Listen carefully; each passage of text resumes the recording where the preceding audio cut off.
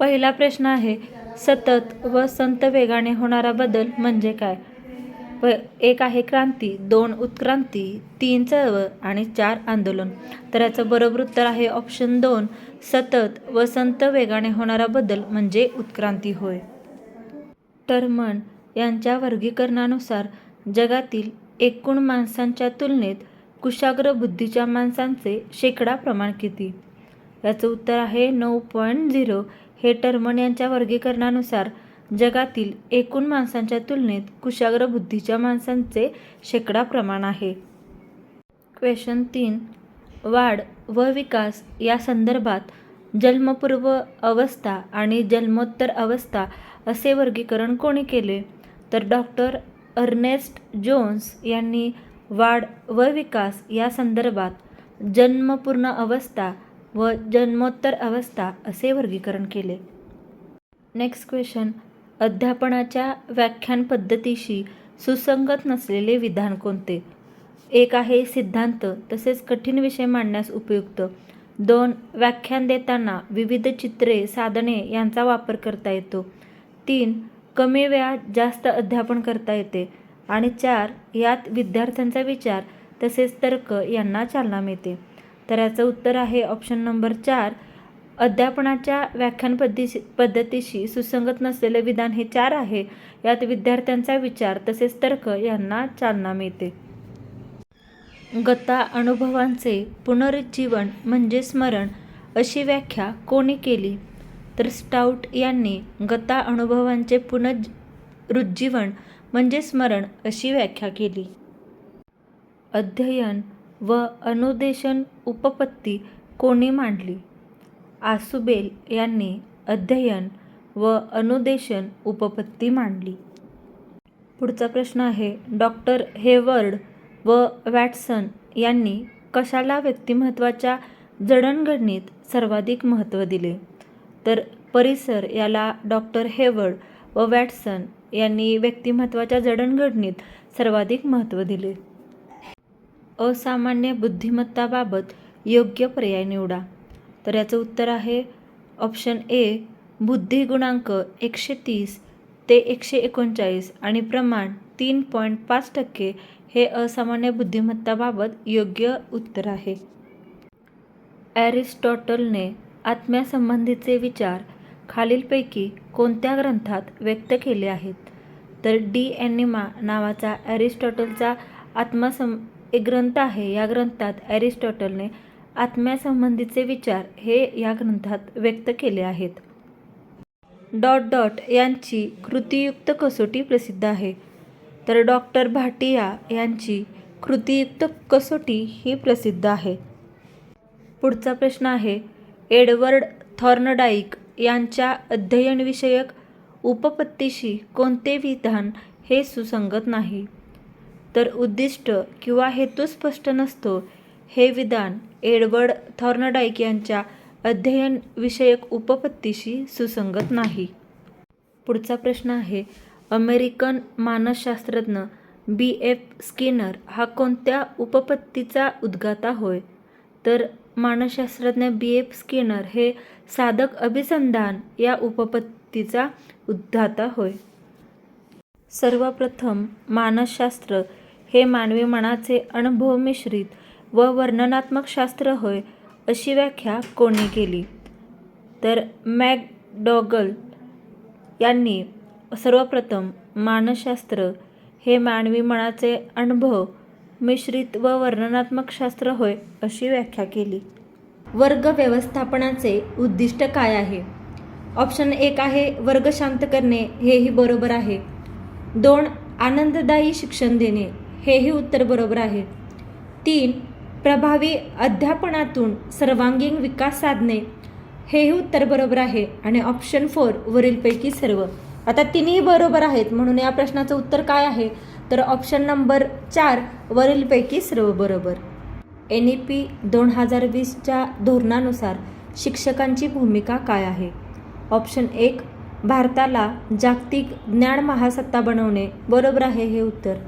दुसरा पर्याय बघूया, शाश्वतपणे महापरिवर्तन करणारी पिढी निर्माण करणे, हेही उत्तर बरोबर आहे. ही शिक्षकांची मेन भूमिका आहे. 3. कल्पनाशक्ती, नैतिक बांधिलकी आणि मूल्यांचा विकास करणे. हे उत्तर बरोबर आहे. मग एक उत्तर वाचून बरोबर वाटलं तर लगेच टिक मार्क करायचं नाही, सर्व पर्याय बघायचे. 3 बरोबर आहेत आणि 4था पर्याय आहे वरीलपैकी सर्व. म्हणजे याचं उत्तर काय येणार? ऑप्शन नंबर 4 वरीलपैकी सर्व बरोबर. पुढचा प्रश्न बघूयात. शाळेतील समाज सहभागाचा उद्देश काय आहे? उत्तर 1 आहे विद्यार्थ्यांच्या गुणांची माहिती देणे. हेही बरोबर आहे. गुणांची माहिती आपण देऊ शकतो जेव्हा सर्वजण एकत्र येतात, समाज सहभाग होतो. पण आधी सर्व पर्याय वाचून घेऊयात. 2 आहे सहकारी योजनांची माहिती देणे. हे काय शाळेच्या एवढं रिलेटेड नाहीये, फक्त विद्यार्थ्यांमध्ये देऊ शकतो, पण समाज एकत्र झाल्यावर ते देणं बंधनकारक नाहीये. 3 विद्यार्थी व शिक्षणातील समस्या शोधून सर्वांगीण विकास करणे. हे अतिशय योग्य आहे. आणि 4 स्नेहसंमेलनास गर्दी गोळा करणे. हा चुकीचा ऑप्शन आहे. मग सर्वात योग्य काय आहे? तर ऑप्शन नंबर 3 शाळेतील समाज सहभागाचा उद्देश हा विद्यार्थी व शिक्षणातील समस्या शोधून सर्वांगीण विकास करणे. मेन उद्देश तर काय आहे? विकास करणे हा आहे. म्हणून याचं उत्तर काय येणार? तर ऑप्शन नंबर 3 हे बरोबर उत्तर आहे. पुढचा प्रश्न आहे शालेय व्यवस्थापन समिती कशा प्रकारे काम करते? पहिला पर्याय आहे ध्येय आणि उद्दिष्ट निश्चित करते. बरोबर आहे, हे मेन काम करते. दुसरा आहे विविध योजना तयार करणे, खर्चाचे व्यवस्थापन करणे. बरोबर आहे, हेही शालेय व्यवस्थापन समिती करते. जेव्हा दोन्ही पर्याय कन्फर्म तुम्हाला बरोबर वाटतात आणि तिसऱ्या पर्यायाचा जरी डाऊट असेल आणि ऑप्शनमध्ये वरीलपैकी सर्व बरोबर असेल तर नेहमी वरीलपैकी सर्व बरोबर असेल हा ऑप्शन केला तर तो सेफ झोन असतो, उत्तर बरोबर येतं. आता इथे आपलं पहिला आणि दुसरा ऑप्शन तर बरोबर आहे, तिसराही चेक करूया. तिसरा ऑप्शन काय आहे? पालकांचा सहभाग वाढवून शाळेचा विकास करणे. हेही शालेय व्यवस्थापन समितीचं काम आहे. मग याचं उत्तर काय येणार? तर ऑप्शन नंबर 4 वरीलपैकी सर्व बरोबर. पुढचा प्रश्न आहे तुमच्या दृष्टीने खरा शिक्षक कोणता? आता अशा प्रकारच्या प्रश्नामध्ये पहिले सर्व पर्याय वाचून घ्यायचे, मगच आन्सर द्यायचं. पहिला आहे विद्यार्थ्यांना नियमित शिक्षा करणारा. हे तर बरोबर नाही. दुसरं गुणवंत विद्यार्थ्याकडे लक्ष देणारा. हेही चुकीचं आहे. 3 शिक्षणात कमकुवत विद्यार्थ्यांकडे विशेष लक्ष देणारा. हा योग्य पर्याय वाटतो. आणि 4 दररोज शाळेत येऊन गुपचूप शिकवून जाणारा. हा पर्याय चुकीचा आहे. हे म्हणजे फक्त कामाचं झालं, त्यामुळे हा पर्याय चुकीचा आहे. कमकुवत विद्यार्थ्यांकडे विशेष लक्ष दिलं तर जे हुशार विद्यार्थी असतात ते तर पटकन शिकतात, पण जर कमकुवत विद्यार्थ्यांकडे लक्ष दिलं तर तेही चांगलं शिकतात, त्यांचीही प्रगती होते, म्हणजे सर्व विद्यार्थी सोबत येतात. त्यामुळं खरा शिक्षक हा तोच जो कमकुवत विद्यार्थ्यांकडे विशेष लक्ष देतो. त्यामुळे याचं उत्तर काय? ऑप्शन 3. पुढचा प्रश्न काय आहे? पालक शिक्षक संघाची भूमिका काय आहे? बघा, यावेळी पालक शिक्षक संघावरती देखील प्रश्न पडलेला आहे. तर पर्याय काय आहे? पहिला शैक्षणिक सुधारणा करणे. बरोबर आहे, ही पालक शिक्षक संघाची भूमिका आहे. दुसरा पर्याय आहे शाळेतील समस्यांच्या संदर्भात सहभागी करणे. हेही उत्तर बरोबर आहे. ऑप्शन 3 काय आहे? विद्यार्थ्यांसाठी आवश्यक असलेल्या शैक्षणिक सुविधा पुरवणे. जर विद्यार्थ्यांना काही शैक्षणिक म्हणजे पुस्तकं, वह्या, काहीही शिक्षण रिलेटेड जर साहित्य नसेल तर ती शैक्षणिक सुविधा पुरवणं हेही पालक आणि शिक्षक संघाची भूमिका आहे. आणि 4 काय? शिस्त आणि नियमाबद्दल जागरूकता वाढवणे. हे उत्तर बरोबर आहे आणि त्याच्यातच आहे वरीलपैकी सर्व. म्हणजे याचं उत्तर काय येणार? ऑप्शन नंबर 4 वरीलपैकी सर्व. एकदा पालक शिक्षक संघ हेही तुम्ही वाचून जावा, कारण यावरती देखील प्रश्न पडलेले आहेत. AI प्रणाली शिक्षणासाठी कशी उपयोगात येऊ शकते? आता बघा, AI प्रणालीवरती देखील प्रश्न पडलेला आहे. पहिला आहे वैयक्तिकृत शिक्षण. बरोबर आहे, जर स्वतःला आपल्याला काही वैयक्तिकरित्या जर मदत लागत असेल तर आपण AI प्रणालीचा वापर करू शकतो. ऑप्शन 1 बरोबर आहे. दुसरं विशेष गरजा असलेल्या विद्यार्थ्यांना. म्हणजे काय? समजा एखाद्याला ऐकता येत नसेल तर AI प्रणालीद्वारे तो विद्यार्थी ऐकू शकतो. म्हणजेच काय? विशेष गरजा असलेल्या विद्यार्थ्यांसाठी देखील AI प्रणाली उपयोगात येऊ शकते. सर्वात महत्त्वाचा आहे तो ऑप्शन 3 मूल्यांकन करण्यास. बरोबर आहे, AI प्रणालीचा वापर करून शिक्षणामध्ये आपण मूल्यांकन करू शकतो. तर ऑप्शन 4 आहे वरीलपैकी सर्व बरोबर. म्हणजे हे तिन्ही ऑप्शन बरोबर आहेत, म्हणून याचं उत्तर काय येणार? तर ऑप्शन 4 वरीलपैकी सर्व बरोबर. पुढचा प्रश्न बघूयात. खालीलपैकी कोणती विधाने समावेशी शिक्षण याची अचूक मांडणी करतात. बघा, समावेशी शिक्षणावरती देखील प्रश्न पडलेला आहे. पहिला ऑप्शन बघूयात. सर्व विद्यार्थ्यांना समान अभ्यासक्रम शिकवणे म्हणजे समावेशी शिक्षण. हे चुकीचं आहे. ज्या त्या विद्यार्थ्याला जे ते अभ्यासक्रम शिकवलं पाहिजे, म्हणजे ऑप्शन 1 चुकीचं आहे. ऑप्शन 2, विशेष गरज असलेल्या विद्यार्थ्यांना त्यांच्या गरजेनुसार सहाय्य देऊन इतरांबरोबर शिकवणे अगदी योग्य पर्याय आहे. ज्याला ज्याची गरज आहे त्याला त्या मुलाला त्या गरजेनुसार सहाय्य देणं आणि इतरांसोबत शिकवणं हा अतिशय योग्य पर्याय आहे. 3, फक्त शारीरिक अपंगता असलेल्या मुलांना सामावून घेणे चुकीचं आहे. हे फक्त पर्याय आहे म्हणून हा ऑप्शन चुकीचा आहे. आणि 4 काय, सामान्य शाळेत विशेष शिक्षक असणे म्हणजे समावेशी शिक्षक. हेही चुकीचं आहे. फक्त सामान्य शाळेतच शिक्षक असतं का, विशेष नाही. त्यामुळे याचं उत्तर काय आहे तर ऑप्शन नंबर 2, विशेष गरज असलेल्या विद्यार्थ्यांना त्यांच्या गरजेनुसार सहाय्य देऊन इतरांबरोबर शिकवणे हे म्हणजेच काय, समावेशी शिक्षण होय. पुढचा प्रश्न बघूया. दीक्षाचे विस्तृत रूप काय आहे विचारले. आता दीक्षा हे एक ॲप आहे ज्याद्वारे सर्वांना माहिती आहे, विद्यार्थ्यांना मदत होते, त्याच्यातून माहिती मिळते.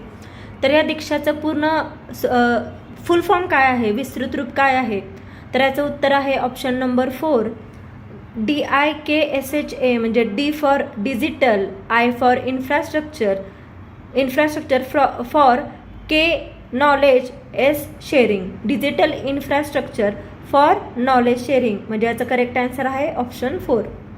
DIKSHA मधलं लास्ट SHA तेच शेअरिंग आहे आणि DIKचे हे फुल फॉर्म आहेत.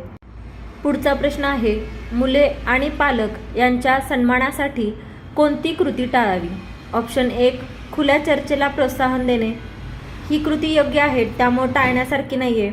ऑप्शन 2, शाळेच्या समारंभात उपस्थित राहणे. ही योग्य गोष्ट आहे, त्यांचा सन्मानच होतो यातून. 3, बाल शिक्षणास समर्थन द्यावे.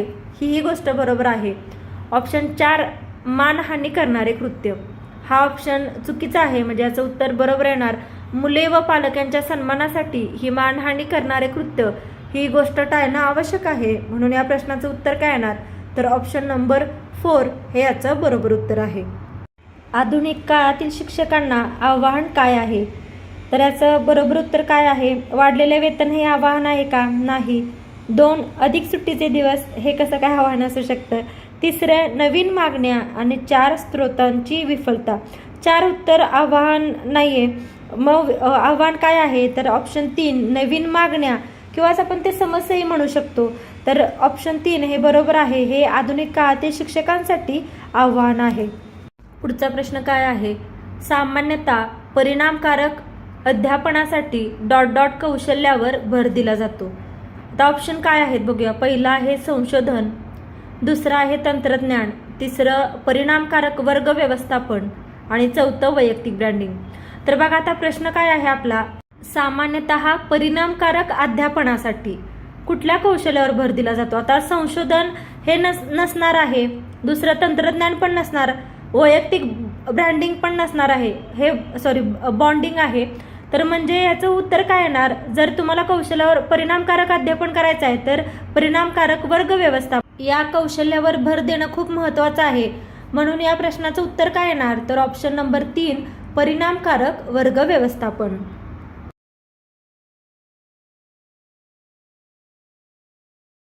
चॅनलला सबस्क्राईब करायला विसरू नका आणि अशा प्रकारचे कोणत्या टॉपिकवरचे व्हिडिओ तुम्हाला पाहायला आवडतील ते कमेंट करून नक्की सांगा.